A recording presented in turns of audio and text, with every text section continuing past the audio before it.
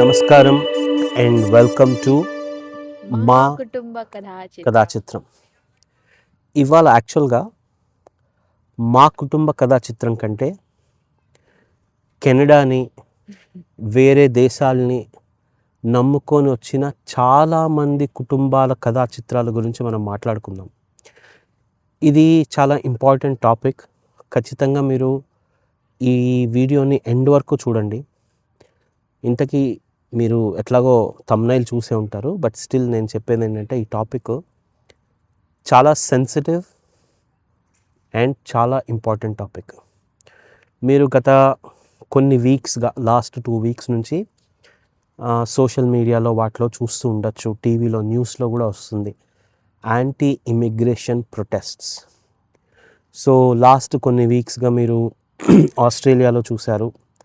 At the same time యూరోప్లో కూడా కొన్ని చోట్ల, యూకేలో, జర్మనీలో, ఫిన్లాండ్లో, ఇలా కొన్ని చోట్ల, not Finland, I think, so ఇలా కొన్ని యూరోపియన్ కంట్రీస్లో కూడా యాంటీ ఇమిగ్రేషన్ ప్రొటెస్ట్ అవుతున్నాయి. సో ఇవాళ నేను మాట్లాడబోయే టాపిక్ దాని గురించే. అసలు ఈ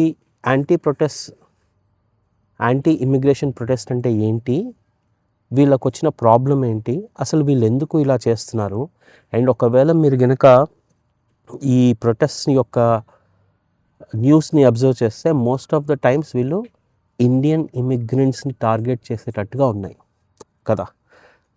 ఎందుకు ఇలా అవుతుంది, ఎందుకు ఇండియన్స్ అంటే ప్రతి చోట ఇది వచ్చేసింది అన్న దాని గురించి మనం కొంచెం మాట్లాడుకొని, and at the end of the video నేను కొన్ని రియాలిటీస్ కూడా చెప్తా. రియల్గా మీరు న్యూస్లో చూస్తున్నంత దరిద్రంగా ఉందా సిచ్యువేషన్, అండ్ మనం హడావుడి పడిపోయి భయపడిపోవాలా?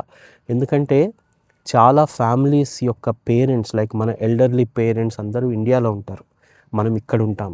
సో వాళ్ళు న్యూస్లో చూసి మన గురించి ఆలోచిస్తూ చాలా టెన్షన్ పడుతుంటారు. అరే ఇదేంటి ఇంత గొడవలు అవుతున్నాయి, మా కూతుర్లు, మా కోడళ్ళు, మా పిల్లలు, మా మనవాళ్ళు, వాళ్ళు ఎలా ఉన్నారు, ఏంటో, వాళ్ళకి ఏంటో ఇబ్బంది అని చాలా ఫీల్ అవుతుంటారు.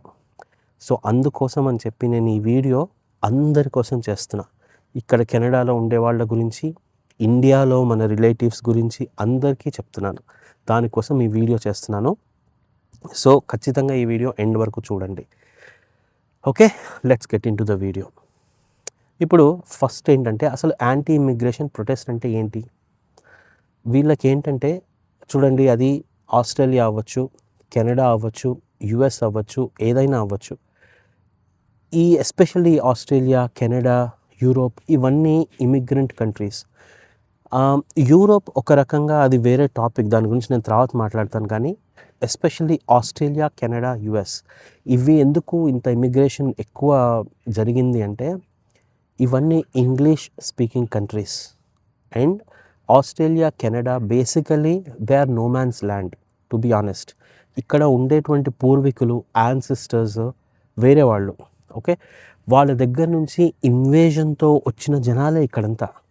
సో ఆ ఇన్వేషన్ ఎలా వచ్చింది ఏంటి అనేది ఒక పెద్ద history. I don't want to get in to those topics. So మీరు ఎవరిని ముట్టుకున్నా సరే అందరూ యాక్చువల్గా చెప్పాలంటే ఇమిగ్రెంట్సే.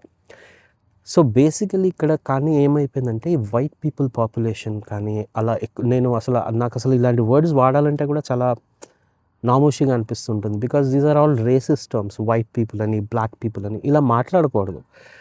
So I will try to avoid those terms most of the times. కానీ ఏమవుతుందంటే, సో ఈ యూరోపియన్ ఇన్వేషన్స్ వీళ్ళందరూ వచ్చేసి ఎప్పటి నుంచో సెటిల్ అయిన వాళ్ళు, they own this land, and వాళ్ళు ఈ కంట్రీని చాలా ముందుకు తీసుకెళ్లారు. ఎట్ ద సేమ్ టైం రాను ఏమైందంటే, ఈ ఇంగ్లీష్ స్పీకింగ్ కంట్రీస్కి ఓల్డర్ జనరేషన్ పీపుల్ ఎక్కువైపోయి, వాళ్ళకి బేసికలీ వాళ్ళ గవర్నమెంట్ పాలసీస్ కానీ, ఇక్కడ ఎకానమీ నడవాలి అంటే యూత్, యంగర్ జనరేషన్ కావాలి. అలా కావాలంటే ఏం చేయాలి వాళ్ళు? ఎందుకంటే వీళ్ళకి పాపులేషన్ గ్రోత్ అన్నది మన ఇండియాలో ఉన్నట్టు ఉండదు. So they have a very less populated country, but they have huge land, huge things, కానీ దాన్ని నడిపించే వాళ్ళు లేరు. అందుకని యాక్చువల్గా ఇమిగ్రేషన్ అన్నది స్టార్ట్ అయింది. సో అందుకని యాక్చువల్గా ఇమిగ్రేషన్ పాలసీస్ ఇవి స్టార్ట్ చేశారు. సో దట్ యంగర్ జనరేషన్ ఈ కంట్రీస్కి వస్తే ఈ కంట్రీలో ఉన్నటువంటి బ్యూరోక్రసీ కానివ్వండి, చాలా ఎకానమీ కానివ్వండి కరెక్ట్‌గా నడుస్తుంది అని. యాక్చువల్‌గా ఇమిగ్రేషన్ అంతా అలానే స్టార్ట్ అయింది. అది ఆస్ట్రేలియా తీసుకోండి, కెనడా తీసుకోండి, యూఎస్ తీసుకోండి. These were very easy to immigrate countries. Okay. అసలు ఇది ఇమిగ్రేషన్ అంటే. ఇప్పుడు మరి యాంటీ ఇమిగ్రేషన్ ఎందుకొచ్చేసింది సడెన్‌గా అంటే, గత 10 ఇయర్స్‌లో మీరు చూస్తే మన ఇండియన్ పాపులేషన్ యొక్క ఇమిగ్రేషన్ చాలా ఎక్కువైపోయింది. ఇందులో చాలా రకాలుంటాయి. ఓకేనా? ఫర్ ఎగ్జాంపుల్ ఇమిగ్రెంట్స్ అంటే ఇట్స్ అ హోల్ బ్రాకెట్. ఆ బ్రాకెట్‌లో చాలామంది వస్తారు. వర్క్ గురించి వచ్చిన వాళ్ళు, టెంపరరీ వర్క్ గురించి వచ్చిన వాళ్ళు, బిజినెస్ గురించి వచ్చిన వాళ్ళు, చదువుకోవడానికి వచ్చిన వాళ్ళు వీళ్ళందరూ ఇమిగ్రెంట్సే. ఇక్కడ ప్రాబ్లమ్ ఏమవుతుందంటే, ఈ ఎకానమీ స్లో డౌన్ వల్ల, ఇమిగ్రేషన్ ఎక్కువైపోవడం వల్ల ఎస్పెషల్లీ మీరు అబ్జర్వ్ చేస్తే ఆస్ట్రేలియాలో కానీ, కెనడాలో కానీ ఇండియన్ ఇమిగ్రేషన్ పాపులేషన్ చాలా పెరిగింది. మరి వేరే కంట్రీస్ నుంచి లేరా అంటే ఉన్నారు. మీరు చైనీస్ తీసుకున్నా, జపనీస్ తీసుకున్నా, లేకపోతే ఇంకా వేరే ఏషియన్ కంట్రీస్ కానివ్వండి, యూరోపియన్ కంట్రీస్ కానివ్వండి, అక్కడి నుంచి కూడా ఇక్కడికి వచ్చిన వాళ్ళు ఉన్నారు. But not at this scale. దానికి కొన్ని రీజన్స్ ఉన్నాయి. ఏంటి అంటే, మన Indians are very good at technology. So చదువుకోవడానికి వచ్చిన student population along with that దాన్ని ఏమంటారు, వర్క్ కోసం వచ్చిన వాళ్ళు చాలా ఎక్కువ. అండ్ ఒక రకంగా ఇది మంచిదే మన కోసం. ఎందుకు అంటే వేరే కంట్రీస్లో చదువుకోవాలి అంటే చాలా కాస్ట్ ఎక్కువ అవుతుంది. ఇదివరకు ఇండియాలో అంత ఎఫోర్డబిలిటీ ఉండేది కాదు. బట్ ఇప్పుడు everybody is able to afford. ఏది బయట దేశాలకి పంపించి చదివించడాన్ని everybody is able to afford. అది లోన్స్ రూపంలో అవ్వచ్చు, ఏదైనా అవ్వచ్చు. దానివల్ల స్టూడెంట్ ఇమిగ్రేషన్ చాలా పెరిగిపోయింది. సో స్టూడెంట్స్ ఇక్కడికి వచ్చిన తర్వాత బేసికల్లీ ఏమవుతుందంటే, వాళ్ళకి రోజువారీ ఖర్చులు ఉంటాయి కదా, అవి కూడా ఇండియా నుంచి తెచ్చుకోలేరు. మెయింటెనెన్స్ కోసం కొంచెం తెచ్చుకుంటారు. But at the same time ఇక్కడ ప్రతి ఒక్క స్టూడెంట్స్కి అందుకే పార్ట్ టైం వర్క్ రైట్స్ ఇస్తారు. So that they can manage their everyday jobs. వీళ్ళ ప్రాబ్లం ఏంటంటే, ఈ స్టూడెంట్స్ అండ్ ఇంకొకటి, స్టూడెంట్స్ ఇక్కడికి వచ్చిన తర్వాత వాళ్ళకి ఆటోమేటికలీ స్టూడెంట్ లైఫ్ అయిపోయిన తర్వాత వాళ్ళకి 2 ఇయర్స్ ఓపెన్ వర్క్ పర్మిట్ వచ్చేస్తుంది. So that they can earn immediately. వీళ్ళ ప్రాబ్లం ఏంటంటే, ఈ స్టూడెంట్స్ ఇమిగ్రేషన్ అయ్యి వచ్చిన తర్వాత వీళ్ళకి జాబ్స్ లేకుండా పోతున్నాయి అని. సరే, ఎలాంటి జాబ్స్ మరి? నిజంగా అంత కష్టం ఉందా అంటే, వీళ్ళేమి స్టూడెంట్స్కి కానీ లేకపోతే ఇండియన్ కమ్యూనిటీకి మీరు చూస్తే వాళ్ళకేమీ పెద్ద వాళ్ళ అఫీషియల్ జాబ్స్ ఏమి కాదు. వాళ్ళు కొట్లాడేది వేటి గురించి అంటే, టిమ్ హార్టన్స్లో కాఫీలు పంచడం, లేదా వాల్మార్ట్లో బిల్లింగ్ కౌంటర్ దగ్గర సహాయం చేయడం, ఇలాంటి జాబ్స్ కూడా ఇండియన్స్కి వెళ్ళిపోతుంది అన్న ఫ్రస్ట్రేషన్లో వీళ్ళు ఉన్నారు. Okay. So basically they cannot touch, they cannot talk more about white collar jobs ఉంటాయి కదా. లైక్ ఇప్పుడు నాక్ 1, నాక్ 0. నాక్ అంటే ఎన్ఓసి కోడ్స్. మీకు కొంచెమన్నా కెనడా ఇమిగ్రేషన్తో టచ్ ఉంటే మీకు అర్థమవుతుంది. లైక్ నేను అనేది మేనేజరియల్ పొజిషన్స్ ఉంటాయి కదా ఐటీలో, ప్రాజెక్ట్ మేనేజర్, డెవలపర్, ఇలాంటి జాబ్స్ తోటి వాళ్ళకి అంత ప్రాబ్లం లేదు. బికాస్ ఇక్కడ మీరు చూస్తే most of the IT is run by Indians only. Okay. మరి వేరే వాళ్ళు ఉన్నారంటే ఉన్నారు, కానీ అంత పాపులేషన్ లేదు. అండ్ వాళ్ళ ప్రాబ్లం అసలు ఐటీ వాళ్ళతో కానే కాదు, ఐటీ వాళ్ళతోటి కూడా కొంచెం ప్రాబ్లం ఉంది.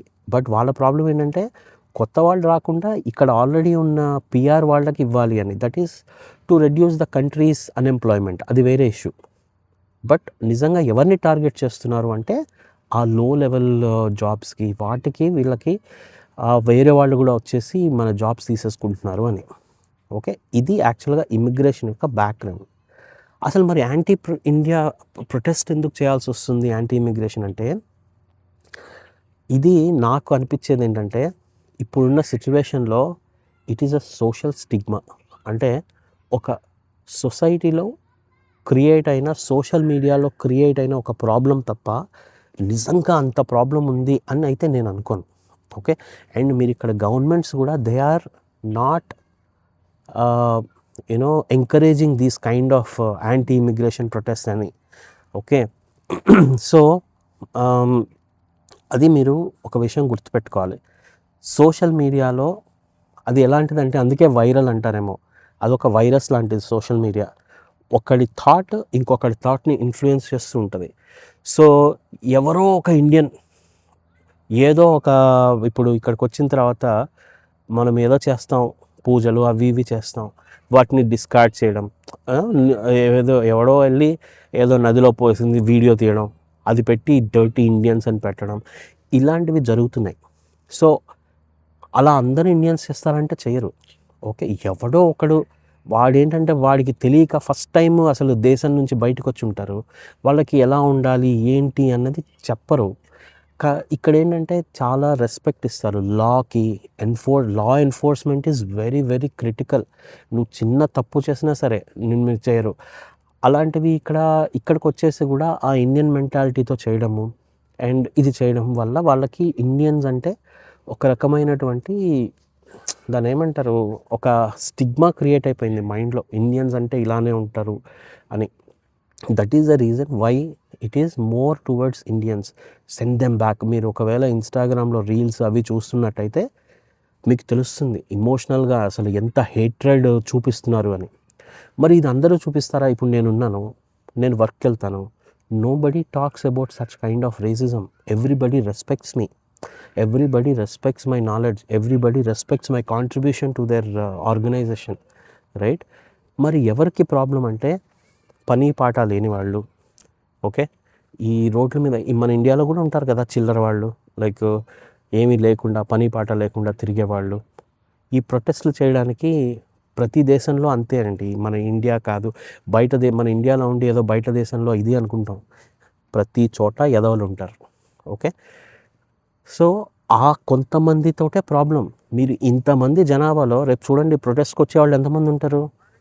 తక్కువ మందే ఉంటారు. కానీ వాళ్ళు ఏంటంటే ఒక హైప్ క్రియేట్ చేసి దాని ఒక పొలిటికల్ అన్రెస్ట్ క్రియేట్ చేసేసి ఇమిగ్రేషన్ని ఆప్ చేసేసి చేద్దామన్న థాట్ ప్రాసెస్లో వాళ్ళు ఉంటారు. మరి వీళ్ళతోటి ప్రాబ్లం మనకేంటి అంటే, వీళ్ళందరూ కూడా ఒక రాడికల్ మెంటాలిటీతో ఉంటారు. They are emotionally driven. So వాళ్ళు ఏం చేస్తారంటే, నేను చాలామంది వీడియోస్ కూడా చూస్తున్నాను, కావాలని మన్ని వీడియోలో రికార్డ్ చేసో, మన్ని ఇంటిమిడేట్ చేసో, అంటే రెచ్చగొట్టడం అనమాట, రెచ్చగొట్టే పనులు చేసో, ఏదో ఒక మాట అంటాడు వాడు, యూ బ్లడీ ఇండియన్స్ అనో, లేకపోతే యూ బ్లాకీస్ అనో, లేకపోతే ఏదో యూ థర్డ్ గ్రేడ్ కంట్రీ అనో, యూఆర్ బ్రౌన్ స్కిన్ అనో ఏదో అంటారు.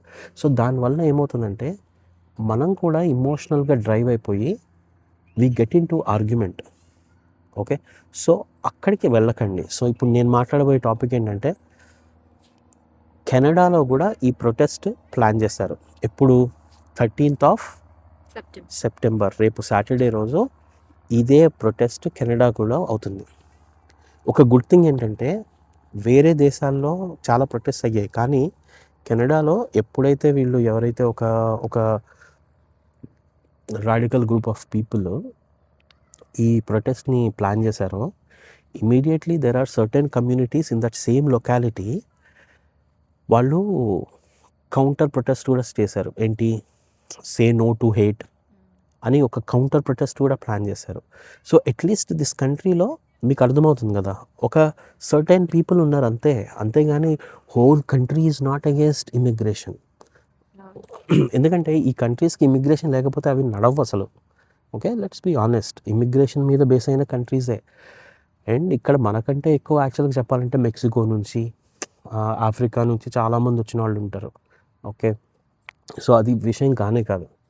మరి ఇలాంటి అవుతున్నప్పుడు మనం ఎలా ఉండాలి, సోషల్ మీడియాలో కూడా మనం ఎలా ఉండాలి అంటే దాని గురించి నేను మాట్లాడతా. Because everybody safety is important. మనకి ఫ్యామిలీస్ ఉన్నాయి. సో మనం ఎవరి జోలికి వెళ్ళకపోతే ఎవడు మన జోలికి రాడు. ఇది నేను నమ్మే సిద్ధాంతం.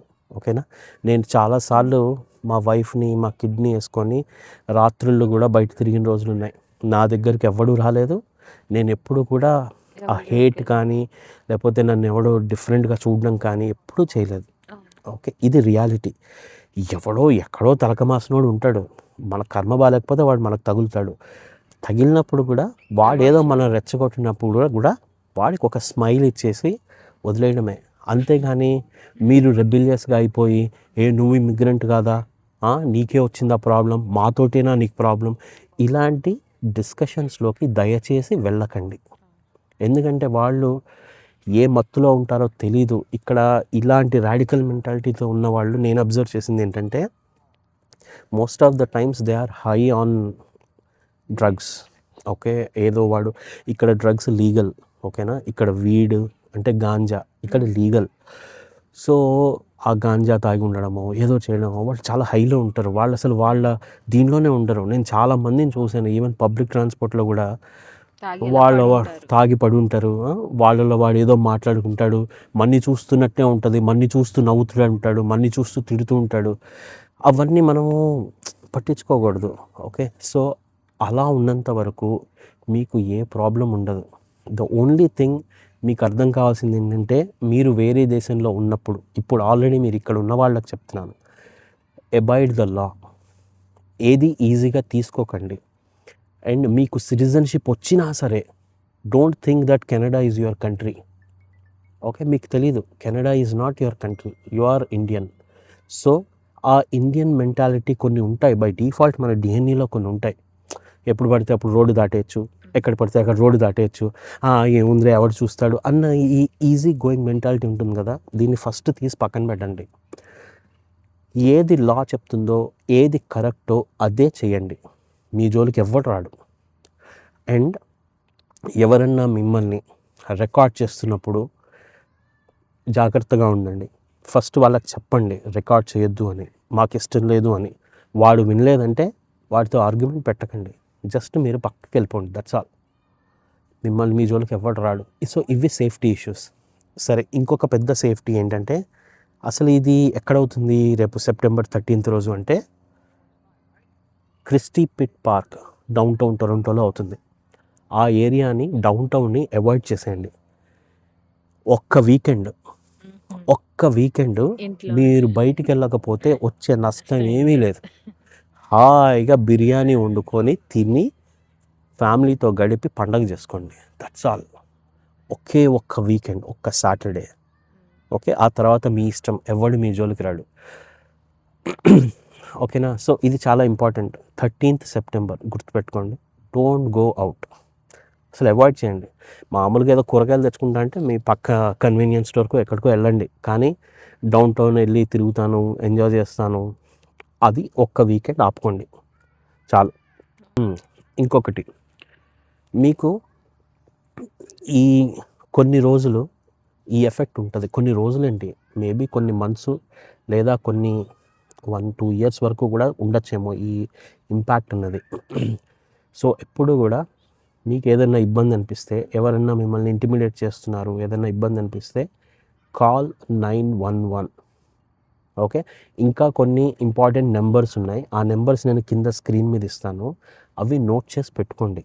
ఓకేనా? ఎప్పుడైనా సరే మీకు ఏదైనా ఈ జరిగే ప్రొటెస్ట్ వల్ల కానీ లేకపోతే దేనివల్ల కానీ మీరు ఒకవేళ బై మిస్టేక్ అవాయిడ్ చేయలేని సిచ్యువేషన్లో మీరు డౌన్ టౌన్ వెళ్ళాల్సి వస్తే, అక్కడ మీరు ఏదైనా ఇబ్బంది ఫేస్ అవుతున్నారంటే డైరెక్ట్గా మీరే దాని ప్రాబ్లమ్ సాల్వ్ చేసేయకుండా దాన్ని ఏమంటారు, డిస్కషన్లు, ఆర్గ్యుమెంట్స్ పెట్టకుండా 911కి కాల్ చేయండి. లేదా నేను కింద ఇస్తాను కొన్ని నెంబర్స్, ఆ నెంబర్స్ నోట్ చేసి పెట్టుకోండి. ఓకే, సో ఇది చాలా ఇంపార్టెంట్ విషయం. ఎనీవేస్ ప్రొటెస్ట్ జరుగుతున్నప్పుడు అక్కడ పోలీసులు కూడా ఉంటారు. 100% ఉంటారండి. ఇక్కడ ఏంటంటే మన ఇండియా కూడా పెద్ద democratic country, but at the same time కొన్నిసార్లు మన ప్రొటెస్ట్ అన్నవి బియాండ్ కంట్రోల్ వెళ్ళిపోతుంటాయి. కానీ ఇక్కడ అలా కాదు. ఇక్కడ it's a democratic country, everybody has freedom of speech. ఏదైనా మీరు ప్రొటెస్ట్ చేసుకోవచ్చు, దానికి గవర్నమెంట్ ఆపదు, కానీ మీకు కావాల్సిన ప్రొటెక్షన్ మీకు ఇస్తుంది. ఏది కరెక్టో, ఎందుకంటే ఇప్పుడు వాళ్ళకు కూడా వాయిస్ ఉంది, they also have a point. Okay, immigration ఎక్కువైపోయింది, దానివల్ల జాబ్ లాస్ అవుతుంది, దానివల్ల హోమ్ రెంట్స్ ఎక్కువైపోయాయి, వాళ్ళ కంట్రీకి వచ్చిన ప్రాబ్లమ్ని వాళ్ళు రేస్ చేసి definitely they have the right to protest. దాన్ని మనం తప్పు పట్టడానికి లేదు. సో వాళ్ళ రైట్ని యూజ్ చేసుకున్నంత కాలము government also provides protection so that it is not going out of hand. ఇలా రేసిస్ట్ అటాక్స్ కానీ అలాంటివి జరగకుండా చూడడానికి పోలీసులు ఉంటారు, ప్రాబ్లం ఏం లేదు. కానీ మనకెందుకు తలనొప్పి అవాయిడ్ చేయడం కోసం చెప్తున్నాను నేను. Don't go. ఎందుకు ఒక్క వీకెండ్ ఆపకపోతే ఏమైపోద్ది? తర్వాత సరే మరి దీనివల్ల అసలు ఇప్పుడు మరి ఇలాంటి సిచ్యువేషన్‌లో అసలు కెనడాకి ప్లాన్ చేస్తూ ఉంటారు కదా! ప్లాన్ చేయొచ్చంటారా? ఎలా ఉంది సిచ్యువేషన్ అంటే నేను చెప్పాను కదా! ఇదంతా ఒక సెట్ ఆఫ్ కమ్యూనిటీలోనే జరుగుతుంది. దీనివల్ల మీ ఇమిగ్రేషన్ కానీ, మీ చదువు ప్లాన్స్ కానీ మీరు ఏది ఆపనవసరంలా. Okay. As long as government itself officially says that మేము ఈ ఇమిగ్రేషన్ పాలిసీ ఆప్ చేస్తున్నాము అని గవర్నమెంట్ నుంచి వస్తే తప్పించి మీరు ఈ సోషల్ మీడియాలు, న్యూస్‌లు చూసి టెన్షన్ పడ హైరాణ పడనక్కర్లేదు, టెన్షన్ పడనక్కర్లేదు, ఏమీ చేయనక్కర్లేదు. మీకు ఆఫర్ వస్తోంది అంటే గవర్నమెంట్ నుంచి వీసా వస్తుందంటే ఖచ్చితంగా ట్రావెల్ తీసుకొని చేయొచ్చు. రండి, ప్రాబ్లం లేదు. It is a very safe country. మీకు సేఫ్టీ కూడా ప్రొవైడ్ చేస్తారు. ఎక్కడికక్కడ మీకు పోలీసులు ఉంటారు కదా, చాలా గట్టిగా ఉంటారు ఇక్కడ పోలీసులు. మీకు ఏదైనా ఇబ్బంది వస్తుందంటే ఇమ్మీడియట్గా కాల్ చేసామంటే అయిపోతుంది. ఇంకొక టిప్ నేను చెప్పాలి అంటే ఇక్కడ ఉన్న వాళ్ళకి ఎప్పుడైనా సరే ఒక్కళ్ళు తిరక్కండి. వీలైనంత వరకు రాత్రి అవుతుందంటే ఇంట్లోకి వచ్చేసేయండి. Avoid travelling alone. Try to go with friends. Especially students గురించి చెప్తున్నాను నేను ఇది. పెద్దవాళ్ళ దగ్గరికి ఎక్కువ నేను చూడలేదు. ఇప్పుడు నేను ఫ్యామిలీతో వెళ్తాను కదా, నన్ను ఎప్పుడు ఎవ్వరు ఇబ్బంది పెట్టలేదు ఈ 3 yearsలో. ఎప్పుడు ఎవరైనా స్మైల్ పలకరిస్తారు, స్మైల్ చేస్తారు, యా. మంచిగా రెస్పెక్ట్ ఇస్తారు. కానీ ఇలాంటిది ఎప్పుడు ఫేస్ ఎప్పుడు మేము చేయలేదు. ఫేస్ మేము ఎప్పుడు అండ్ ఫేస్ చేయలేదు. ఇంకొకటి, ఈవెన్ పబ్లిక్ ట్రాన్స్పోర్ట్లో కూడా మేము వెళ్తూ ఉంటాం కదా, మా పక్కన మామూలుగా ఫారినర్సే కూర్చుంటారు, వాళ్ళే ఉంటారు. కానీ వాళ్ళు కూడా మమ్మల్ని ఎప్పుడు స్మైల్ తోటే పలకరించేవాళ్ళు. ఎప్పుడు వాళ్ళు కూడా మన కల్చర్ గురించి మాట్లాడతారు, మనం కూడా వాళ్ళ కల్చర్ గురించి మాట్లాడతాము. అంతేకాని I have never faced. Okay. ఇవన్నీ ఏంటంటే ఒక certain group of people with certain radical mentality, with certain social media influence ఇక్కడే జరుగుతుంది. అంతా జరిగే రాద్ధాంతం అంతా సోషల్ మీడియాలో జరుగుతుంది. వీలైతే సోషల్ మీడియాలో పోస్ట్స్లో మీరు కమెంట్స్ చేయకుండా ఉండండి. ఓకే. ఒకవేళ కమెంట్స్ చూసినా కూడా మీరు just be calm, that's okay. వాళ్ళు ఏదో ఇండియన్స్ గురించి ఏదో మాట్లాడతారు, hold your breath, that's all. అది ఏంటి అంటే కొంతవరకు కొంతకాలం ఈ ఇమోషనల్ ఇది తగ్గేంత వరకు మనం మన లిమిట్స్లో ఉండడం చాలా ముఖ్యం. ఓకే. సో ఇవాళ నేను మాట్లాడదాం అనుకుంది ఇదే టాపిక్. సో గుర్తుపెట్టుకోండి, September 13th don't go outside. Yeah, ఇంకేముంటుంది, ఇంకా నేను మళ్ళీ ఇలా మెల్లగా కెనడా సిరీస్ స్టార్ట్ చేస్తాను. యాక్చువల్గా ఇవాళ మా ప్లాన్ వేరే వీడియో చేయాల్సింది ఉంది, కానీ నేను అనుకున్నా లేదు, ఇప్పుడు ఈ 13 September వస్తుంది కదా, సో దీని గురించి మాట్లాడదాము అని చెప్తున్నాను. సో ఇవి గుర్తుపెట్టుకోండి. Just be happy, be safe. మీరెవ్వరూ ఏం భయపడనక్కర్లేదు. ఇండియాలో ఉన్న వాళ్ళు కూడా ఇక్కడ రావడానికి ప్లాన్ చేసుకుంటే మీ ప్లాన్స్ యథావిధిగా ప్లాన్ చేసుకోవచ్చు. ఎవ్వడు మిమ్మల్ని ఆపడు. మీరు చదువుకుంటే చదువుకోండి, వర్క్ మీద వస్తే వర్క్ మీద రండి, ఏది ఆగదు ఇక్కడ. ఓకేనా? Yeah. So with this, keep your self safe. And మీరు కనుక మా వీడియోస్కి ఇంకా మా ఛానల్కి ఇంకా సబ్స్క్రైబ్ చేసుకోకపోతే సబ్స్క్రైబ్ చేసుకోండి. ఇంకా ఇలాంటి వీడియోస్ పెడుతూ ఉంటాం. సో ఈరోజుకి ఇంతే మరి. సో మా ఛానల్కి లైక్ చేయండి, షేర్ చేయండి, మంచి కమెంట్ పెట్టండి. సబ్స్క్రైబ్ టు మా కుటుంబ కథా చిత్రం.